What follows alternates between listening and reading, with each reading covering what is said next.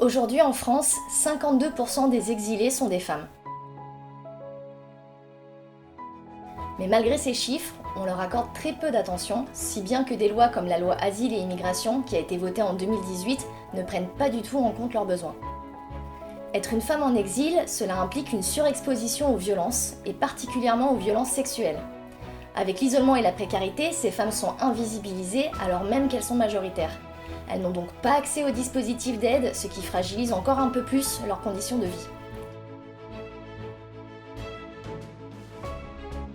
L'exil en France est difficile pour tout le monde, hommes et femmes, mais le problème c'est qu'on prend les réfugiés comme un groupe homogène, alors qu'il faudrait prendre en compte les problématiques spécifiques des femmes pour élaborer des politiques cohérentes. Aujourd'hui, nous sommes là pour vous alerter sur leur situation. Les femmes en exil sont bien là, mais elles restent dans l'ombre pour survivre. Ce n'est pas parce qu'on ne les voit pas qu'elles n'existent pas. Face à cet état de fait, il est urgent de réagir et de mobiliser l'opinion publique pour que la question du genre soit enfin prise en considération dans les politiques migratoires françaises. Pour cela, il est d'abord nécessaire de s'informer sur la condition des femmes réfugiées en France. Nous avons mis en place une plateforme en ligne où vous pourrez trouver plein de contenus pour mieux comprendre leur parcours et leurs besoins. Ensuite, nous vous proposons d'agir pour elles, en interpellant les députés et les élus de la République sur Twitter.